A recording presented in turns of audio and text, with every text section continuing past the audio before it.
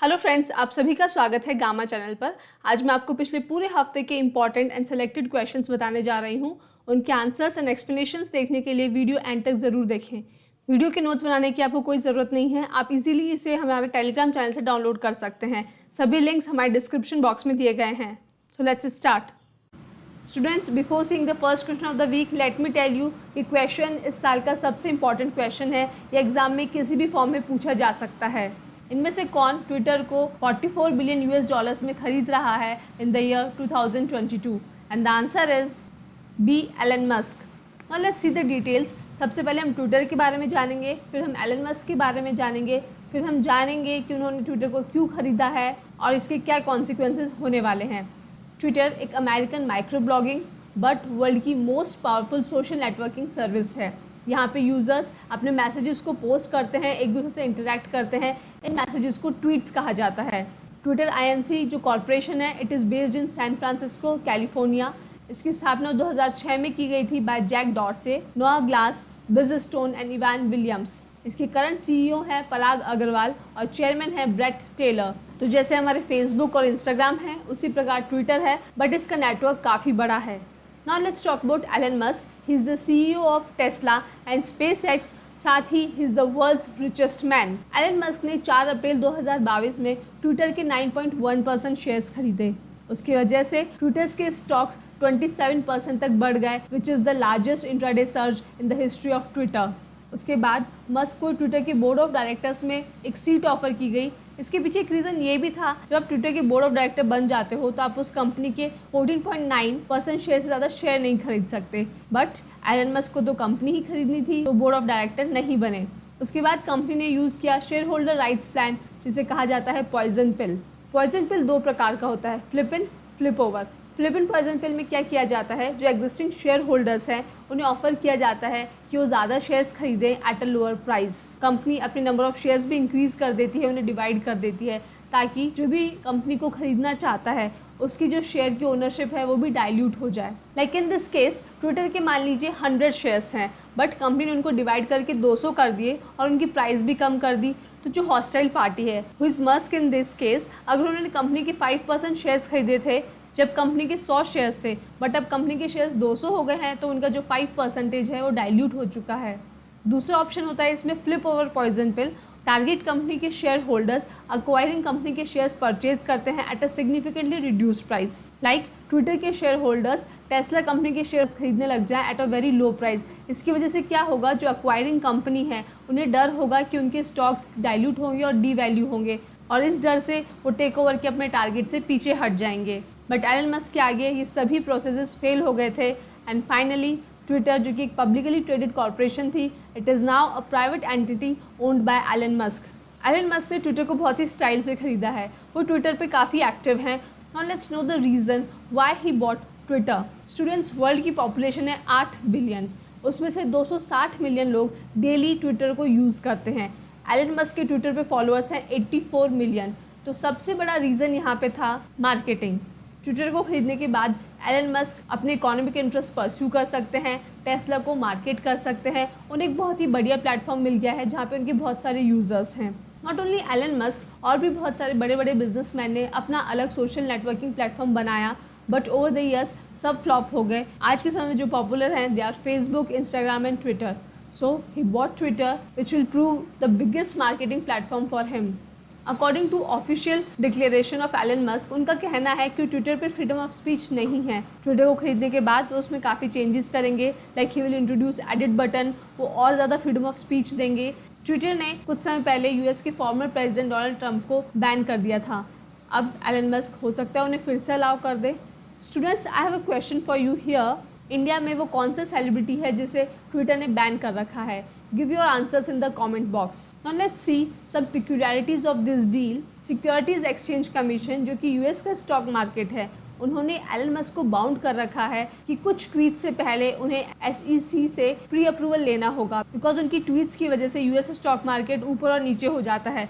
अगर उन्होंने किसी कंपनी में इंटरेस्ट शो किया है तो लोग उसके शेयर्स खरीदने लग जाते हैं। तो he is the only person जिन्हें SEC से प्री अप्रूवल लेना पड़ता है। साथ ही यूएस सिक्योरिटीज़ लॉ के अकॉर्डिंग अगर कोई बिजनेसमैन किसी कंपनी के 5% या उससे ज़्यादा शेयर खरीदता है तो 10 डेज़ के अंदर उसे डिस्क्लोज़ करना पड़ेगा। बट एलन मस्क ने इस केस में ऐसा नहीं किया। उनमें फ़ाइन किया जाएगा। जब उन्होंने ट्विटर के कुछ 10% शेयर खरीदे तो ट्विटर के शेयर्स की वैल्यू बहुत ज़्यादा बढ़ गई, जिससे उनको $750 मिलियन US का फ़ायदा हुआ। उसमें से $100 मिलियन तो वो ईजिली दे सकते हैं फ़ाइन के लिए।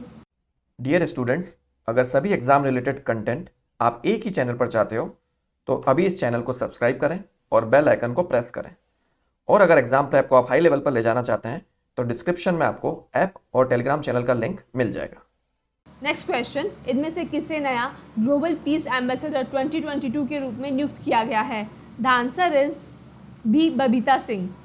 बबीता सिंह एक सीरियल एंटरप्रेन्योर हैं और वो पीस को प्रमोट करती हैं through education, sports, art and culture and diplomacy. उन्हें एम्बेसडर बनाया है एशिया अफ्रीका कंसोर्टियम AAC ने, जिनकी इंडिया इंटरनेशनल कॉन्क्लेव 2022 हुई थी इन न्यू दिल्ली। बबीता सिंह प्रमोट करती हैं universal moral values, inter religious cooperation, international harmony, जो कि United nation human right charter के अकॉर्डिंग है। नेक्स्ट क्वेश्चन, इनमें से कौन नीति आयोग के नए प्रमुख बनने वाले हैं? The answer is C, Suman Bery. NITI Aayog के बारे में हमने लास्ट वीडियो में भी बात की थी। इसका फुल फॉर्म है national institution for transforming India. ये इंडियन गवर्नमेंट का apex public policy think tank है, जिसे एनडीए गवर्नमेंट ने 2015 में इस्टेब्लिश किया था, रिप्लेसिंग प्लानिंग कमीशन। इसके करंट CEO हैं अमिताभ कांत और चेयरपर्सन होते हैं प्राइम मिनिस्टर। इसके अब तक वाइस चेयरपर्सन थे राजीव कुमार एंड नाउ सुमन बेरी, जो कि इकोनॉमिस्ट हैं, वो इसकी वाइस चेयरपर्सन होंगी। नेक्स्ट क्वेश्चन, इनमें से किस स्टेट गवर्नमेंट ने social awareness campaign Saans launch किया है? The answer is B, Karnataka. Karnataka के health and medical education minister Keshav Reddy Sudhakar ने social awareness and action to neutralise pneumonia successfully Saans campaign को लॉन्च किया है। इस कैंपेन को लॉन्च करने के पीछे पर्पज़ है न्यूमोनिया से रिलेटेड अवेयरनेस लाना, इसका अर्ली डिटेक्शन करना, स्पेशली इन द चिल्ड्रन जिनकी एज 5 से कम है। न्यूमोनिया एक प्रकार का लंग इन्फेक्शन है जो कि वायरल, बैक्टीरियल और फंगल इन्फेक्शन की वजह से होता है। कर्नाटक स्टेट गवर्नमेंट का ये प्लान है कि 2025 तक वो अंडर 5 मॉर्टेलिटी को 23 पर 1000 लाइफ तक रिड्यूस कर लें। वहीं हमारी इंडिया की नेशनल हेल्थ पॉलिसी का प्लान है कि न्यूमोनिया की वजह से अंडर 5 जो मौतें होती हैं, they should be less than 3 deaths पर 1000 लाइफ बर्थ्स। नेक्स्ट क्वेश्चन, इनमें से किस ऑर्गेनाइजेशन ने cyber defence exercise called locked shields conduct की है in Estonia? The answer is A, NATO, that is North Atlantic Treaty Organisation. हर 2 साल में होने वाले लॉक्ड शील्ड्स इवेंट वर्ल्ड का लार्जेस्ट और most complicated live fire cyber defence drill है। NATO cooperative cyber defence centre of excellence, जो कि एस्टोनिया में है, वो इस ड्रिल को कंडक्ट कर रहा है ताकि जो साइबर सिक्योरिटी एक्सपर्ट्स हैं उनकी स्किल को इम्प्रूव किया जा सके, so that they can protect national IT system and vital infrastructure against real time attacks. कुछ 32 कंट्रीज से 2000 लोग इस इवेंट में पार्टिसिपेट करेंगे, इंक्लूडिंग यूक्रेन। आप लोग को पता होगा कि यूक्रेन में वॉर चल रहा है और नेटो का मानना है कि रशियन गवर्नमेंट ने हैकर्स का यूज़ किया है to assault Ukrainian government offices and to break the power infrastructure. Next question, इनमें से किसे प्रेस्टीजियस एंटरप्रेन्योर लीडरशिप अवार्ड 2022 मिलने जा रहा है? द आंसर इज सी, विवेक लल। विवेक लल is the Indian American chief executive of general Atomics global corporation और ये अवार्ड उन्हें मिल रहा है for his contribution in the defence sector. This award is given by Indo American chamber of commerce IACC, जिसकी स्थापना हुई थी 1968 में। IACC एक प्रीमियर बायलैटरल चेंबर है for India and US commercial cooperation. इस इवेंट के चीफ गेस्ट थे union civil aviation minister Jyotiraditya Madhavrao Scindia. Next question, इनमें से किस तारीख को world book and copyright day मनाया जाता है? The answer is B, 23 April. 23 अप्रैल को prominent writers Miguel de Cervantes and William Shakespeare की डेथ हुई थी, इसलिए यूनेस्को ने अपनी जनरल कॉन्फ्रेंस जो कि पेरिस में हुई थी 1995 में इस डे को चूज़ किया to pay tribute to books and authors and also to promote reading. Guadalajara in Mexico will be the world book capital in 2022। यहाँ पे एक साल भर का प्रोग्राम होगा जो कि फोकस करेगा on the role of books and reading in inspiring social change, combating violence and cultivating a culture of peace. Next question, इनमें से किस तारीख को इंग्लिश लैंग्वेज डे मनाया जाता है? The answer is B, 23 April. United Nations की 6 official languages हैं। They are Arabic, Chinese, English, French, Russian and Spanish. UN चाहता है कि इन सभी ऑफिशियल लैंग्वेजेस का इक्वल यूज़ हो to celebrate multilingualism and cultural diversity. United Nations ने लैंग्वेजेस डे को लॉन्च किया था 2010 में। नेक्स्ट क्वेश्चन, इनमें से किस तारीख को इंडिया में नेशनल पंचायती राज डे मनाया जाता है? The answer is D 24 April. National Panchayati Raj day India में एक नेशनल हॉलीडे है। ये ऑनर करता है इंडिया के पंचायती राज सिस्टम को और इंडिया में जो डिसेंट्रलाइजेशन ऑफ पावर है उसे। साथ ही इसी दिन 1992 में 73rd कॉन्स्टिट्यूशनल अमेंडमेंट एक्ट पास किया गया था, जिसकी वजह से पीआरआई सिस्टम क्रिएट हुआ, जो कि इंडिया की one of the oldest governing organisation है। पंचायती राज सिस्टम की फादर है बलवंत राय मेहता, बिकॉज इनकी कमिटी ने 1957 में एक 3-tier पंचायती राज इंस्टीट्यूट बनाने का सजेशन दिया था।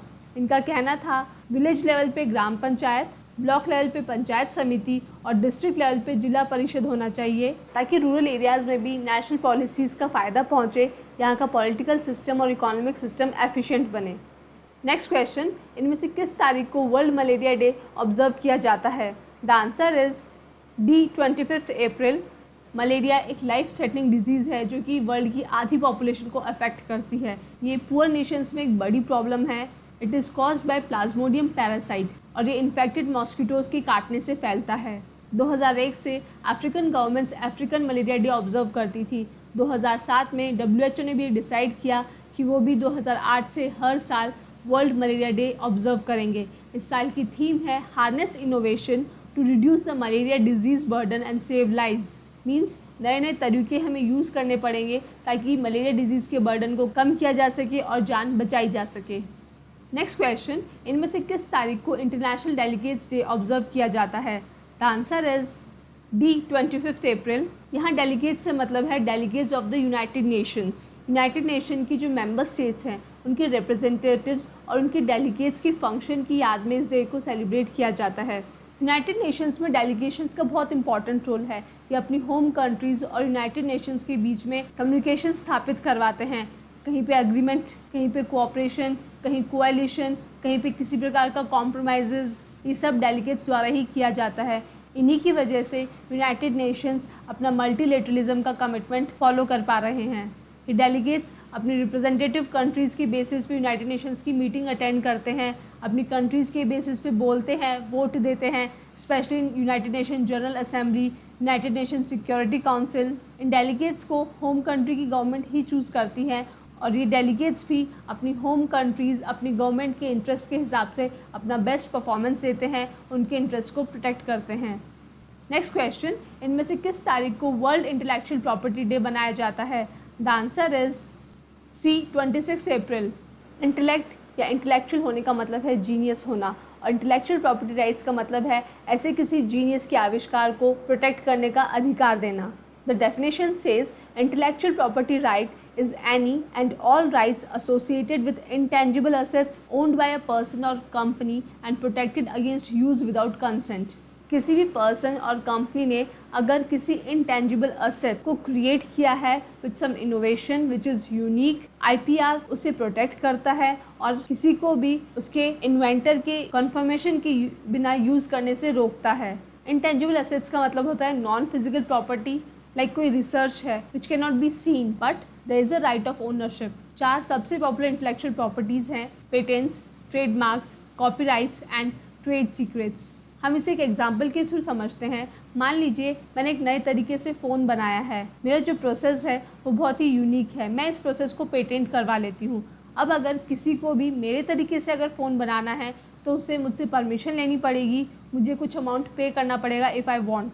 मेरी परमिशन के बिना अगर वो मेरे प्रोसेस को चोरी करते हैं, कॉपी करते हैं, तो that is called intellectual property theft which is a crime and offence. तो इस दिन को मनाया जाता है ताकि लोग इंटेलेक्चुअल प्रॉपर्टी राइट्स के बारे में समझें, वो कितने इंपॉर्टेंट है इन एनकरेजिंग इनोवेशन एंड क्रिएटिविटी।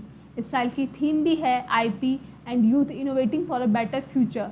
एक अपॉर्चुनिटी है जिसके through young people can find out how IP rights can support their goals, transform their ideas into reality, generate income, create jobs and make a positive impact on the world around them। Next question, इनमें से किस तारीख को international Chernobyl disaster remembrance day मनाया जाता है?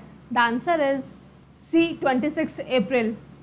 Chernobyl एक nuclear reactor है। चेर्नोबिल डिजास्टर एक न्यूक्लियर एक्सीडेंट है जो कि हुआ था 26 अप्रैल 1986 को at the number 4 reactor of the Chernobyl nuclear power plant which is near the city of Pripyat in the north of Ukrainian SSR in the Soviet union. Nuclear energy accidents की severity को एक scale पे मापा जाता है और उस scale पे इस इवेंट की रेटिंग थी 7 जो कि मैक्सिमम सीवियरिटी होती है and this scale is called international nuclear event scale. इस सीवियरिटी के सिर्फ 2 ही एक्सीडेंट्स हुए हैं। The other one is 2011 Fukushima nuclear disaster in Japan. International Chernobyl disaster remembrance day को ऑब्जर्व किया जाता है ताकि लोग न्यूक्लियर एनर्जी से एसोसिएटेड रिस्क और उसके कॉन्सिक्वेंसेस के बारे में जान सकें। कभी कभी प्राकृतिक आपदा से भी ज़्यादा खतरनाक होते हैं मैन मेड डिजास्टर्स, जिसके कॉन्सिक्वेंसेस हमें आने वाली कई जनरेशन्स तक भुगतने पड़ते हैं। नेक्स्ट क्वेश्चन, इनमें से किस स्टेट या यूटी की पंचायत इंडिया की पहली कार्बन न्यूट्रल पंचायत बनी है? The answer is D, Jammu and Kashmir. Carbon neutrality का मतलब है कार्बन एमिशन और एब्जॉर्प्शन में बैलेंस होना। मींस जितना आप कार्बन एमिट कर रहे हैं उतना ही एब्जॉर्ब कर रहे हैं थ्रू कार्बन सिक्वेस्ट्रेशन, या फिर आप कार्बन को एमिट ही नहीं कर रहे हैं like in usage of solar power plants. Bhutan और सूरीनाम दुनिया में ऐसी 2 कंट्रीज़ है जिन्होंने कार्बन न्यूट्रलिटी को अचीव किया है। In fact they are carbon negative, means जितना कार्बन वो एमिट करते हैं उससे ज़्यादा कार्बन वो एटमॉस्फेयर से रिमूव करते हैं। तो जम्मू एंड कश्मीर के बॉर्डर रीजन सांबा में एक हैमलेट है जिसका नाम है पल्ली, जो कि इंडिया का पहला कार्बन न्यूट्रल पंचायत समिति होगा और ये बना है अंडर ग्राम ऊर्जा स्वराज प्रोग्राम। इस प्रोग्राम के तहत इस विलेज में 1500 सोलर पैनल्स लगाए जाएंगे जिसकी वजह से यहाँ के 350 घरों में इलेक्ट्रिसिटी पहुँचेगी। नेक्स्ट क्वेश्चन, इनमें से कौन सा राज्य हर साल स्टेट लेवल पे माइनॉरिटीज राइट्स डे ऑब्जर्व करेगा ऑन 18 दिसंबर? The answer is B, Tamil Nadu. Tamil Nadu की गवर्नमेंट एक सेवियर ऑफ माइनॉरिटीज़ बनना चाहती हैं और वो काफ़ी एफर्ट्स और कोशिश कर रहे हैं अपनी स्टेट की माइनॉरिटीज़ को अपलिफ्ट करने के लिए, उनमें इकोनॉमिक एडवांसमेंट लाने के लिए through effective implementation of various development schemes and welfare measures. Tamil Nadu की कैपिटल है चेन्नई, वहाँ की चीफ मिनिस्टर है के स्टालिन और गवर्नर है N Ravi. Next question, Kerala ने इनमें से किस कंट्री के साथ मिलकर के एक MOU साइन किया है for the project Cosmos Malabaricus? The answer is C, Netherlands. Cosmos Malabaricus एक प्रोजेक्ट है 18वीं सदी में केरला की हिस्ट्री के बारे में जानने के लिए। इस प्रोजेक्ट को लाया गया है by Kerala council of historical research KCHR which is part of department of higher education, university of Leiden and national archives of Netherlands. Malappuram और कोलम में नीदरलैंड्स की कोलैबोरेशन के थ्रू 2 पेंट अकेडमीज भी इस्टेब्लिश की जाएंगी। केरला की चीफ मिनिस्टर है पिनराई विजयन। नेक्स्ट क्वेश्चन, इनमें से किसे हज कमेटी ऑफ इंडिया के चेयरपर्सन के रूप में नियुक्त किया गया है? The answer is A, AP Abdullah कुट्टी। हज यात्रा और हज पिलग्रिमेज इंडिया में करवाती है मिनिस्ट्री ऑफ माइनॉरिटी अफेयर्स, जिसकी यूनियन मिनिस्टर हैं श्री मुख्तार अब्बास नकवी। और पहली बार ऐसा होगा जब 2 महिलाओं को चुना गया है who will act as the vice chairperson and the name are Munawari Begum and Mahfooza Khatoon. Ministry से अप्रूवल मिलने के बाद हज कमेटी ऑफ इंडिया या फिर हज ग्रुप ऑर्गेनाइजर्स हज यात्रा को कंडक्ट करवाते हैं for Indian pilgrims. Next question, इनमें से किसे आदित्य बिरला कैपिटल के CEO के रूप में नियुक्त किया गया है? The answer is B, Vishakha Mulay. Vishakha Mulay फिलहाल ICICI बैंक की एग्जीक्यूटिव डायरेक्टर हैं and she will take over as the CEO of Aditya Birla Capital along with the existing CEO Ajay Srinivasan। 1 महीने के लिए ये दोनों ही CEO रहेंगे ताकि लीडरशिप का ट्रांजिशन काफ़ी स्मूथ हो सके। आदित्य बिरला कैपिटल आदित्य बिरला ग्रुप की ही एक अम्ब्रेला ब्रांड है for financial services of this business. Aditya Birla group एक इंडियन मल्टीनेशनल कॉन्ग्लोमरेट है जिसके हेडक्वार्टर्स है मुंबई में। इसकी स्थापना की थी सेठ शिव नारायण बिरला ने इन 1857। आदित्य बिरला के करंट चेयरमैन है कुमार मंगलम बिरला। नेक्स्ट क्वेश्चन, इनमें से कौन सी country 21st world congress of accountants host करने जा रही है? The answer is C, India. World congress of accountants की स्थापना हुई थी 1904 में और तब से लेकर हर 4 साल में इसकी एक ग्लोबल कॉन्फ्रेंस होती है जहाँ पे लीडर्स मिलते हैं, अपने व्यूज़ एक्सचेंज करते हैं। तो 118 साल में पहली बार इंडिया इस कॉन्फ्रेंस को, जिसे कुंभ ऑफ अकाउंटेंट्स भी कहा जाता है, होस्ट करेगा। Institute of chartered accountants of India के प्रेसिडेंट है देवाशीष मित्रा। ये इवेंट होगा जियो वर्ल्ड कन्वेंशन सेंटर मुंबई में और इसकी थीम होगी building trust enabling sustainability. Next question, इनमें से किसे 2022 में चेयरपर्सन ऑफ नास्कॉम के रूप में अपॉइंट किया गया है? The answer is C, Krishnan Ramanujam. NASSCOM stands for National Association of Software and Services Companies. NASSCOM एक Indian non governmental trade association और एडवोकेसी ग्रुप है जो फोकस करता है मेनली इंडिया की टेक्नोलॉजी इंडस्ट्रीज पे। इसके प्रेसिडेंट के रूप में कृष्णन रामानुजम को नियुक्त किया गया है, who is the president enterprise growth group at Tata consultancy services. वहीं NASSCOM के वाइस चेयरपर्सन बने हैं Anant Maheshwari, who is the president Microsoft India. Next question, इनमें से किस तारीख को वर्ल्ड स्टेशनरी डे ऑब्जर्व किया जाता है? The answer is B 27 April. World stationery day को अप्रैल मंथ के लास्ट वेडनेसडे को मनाया जाता है to show and mark the importance of stationery and how writing on paper is better than using computers. इस दिन इस साल मैग्ना कार्टा की 800th एनिवर्सरी है। मैग्ना कार्टा एक एक्सीलेंट एग्जाम्पल है ये दिखाने के लिए कि hand written documents can also stay very long. Magna Carta का मतलब है द ग्रेट चार्टर, एक इम्पॉर्टेंट डॉक्यूमेंट है इन द ब्रिटिश हिस्ट्री जो कि शो करता है everyone is subject to the law, मतलब चाहे कोई राजा हो या प्रजा हो सभी को समान अधिकार दिए जाते हैं। Everybody is guaranteed the right of individuals, right of justice and right of fair trial. Next question, इस साल मनाए जा रहे वर्ल्ड इम्यूनाइजेशन वीक की थीम क्या है? The answer is a long life for all. इस डे को सेलिब्रेट किया जाता है टू हाईलाइट दैट सबको मिलकर के एक्शन लेने की ज़रूरत है वैक्सीन्स के यूज़ को प्रमोट करने के लिए, बिकॉज वैक्सीन्स किसी भी बीमारी के खिलाफ हर एज ग्रुप को प्रोटेक्ट करती है। वर्ल्ड इम्यूनाइजेशन वीक स्टार्ट होगा 24 अप्रैल को and it will and on 30 अप्रैल 2022। मई 2012 में वर्ल्ड हेल्थ असेंबली जो कि WHO की डिसीजन मेकिंग बॉडी है, उन्होंने डिसाइड किया था कि वर्ल्ड इम्यूनाइजेशन वीक को ऑब्जर्व किया जाएगा। नेक्स्ट क्वेश्चन, इनमें से किस कंट्री ने एशियन रेसलिंग चैंपियनशिप 2022 में सबसे ज़्यादा मेडल्स जीते हैं? The answer is D Japan. Asian wrestling championship के इस 35वें एडिशन में जापान को 21 मेडल्स मिले हैं। इंडिया को इस इवेंट में 17 मेडल्स मिले हैं, including 1 gold, 5 silver and 11 bronze medal.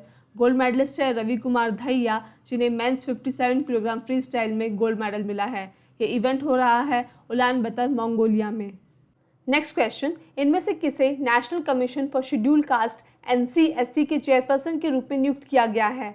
The answer is C Vijay Sampla. Vijay संपला पंजाब से एक दलित पॉलिटिशियन है और वो दूसरी बार NCSC के चेयरपर्सन के रूप में नियुक्त हुए हैं। National commission for schedule cast एक इंडियन कॉन्स्टिट्यूशनल बॉडी है which is under the jurisdiction of ministry of social justice and empowerment, government of India. Minister of social justice and empowerment है वीरेंद्र कुमार खटी। इस कमीशन को स्टैब्लिश किया गया था schedule caste और एंग्लो इंडियन कम्युनिटीज को एक्सप्लॉयटेशन से बचाने के लिए, उनके सोशल, एजुकेशनल, इकोनॉमिक और कल्चरल इंटरेस्ट को प्रोटेक्ट और प्रमोट करने के लिए। हमारे कॉन्स्टिट्यूशन का आर्टिकल 338 डील करता है national commission for schedule cast से और आर्टिकल 338A डील करता है national commission for schedule tribe से। ये दोनों आर्टिकल्स आप लोग को पता होने चाहिए। नेक्स्ट क्वेश्चन, इनमें से किस कंपनी को इंडियन फार्मा लीडर का अवार्ड मिला है at India pharma awards 2022? The answer is D Cipla. Cipla stands for the chemical, industrial and pharmaceutical laboratories. Minister of state for ministry of chemical and fertilisers है भगवंत खुबा। इसी event में Indian pharma innovation का award मिला है Glenmark pharmaceuticals को। Indian medical device leader का award मिला है पॉली मेडिक्योर को। वहीं इंडियन मेडिकल डिवाइस कंपनी का अवार्ड मिला है Trivitron health care private limited को। Let's see the last question of the week, इनमें से किस तारीख को इंटरनेशनल डांस डे मनाया जाता है? The answer is A 29 April. इस डे को सेलिब्रेट किया जाता है to show the value and importance of dance. ये दिन एनकरेज करता है लोगों को डांस में पार्टिसिपेट करने के लिए, डांस फॉर्म्स सीखने के लिए, बिकॉज डांस के काफ़ी बेनिफिट्स होते हैं। ये स्ट्रेस रिलीवर है, डांस के थ्रू आप खुद को एक्सप्रेस कर सकते हैं, हैप्पीनेस सेलिब्रेट कर सकते हैं। It also brings people together.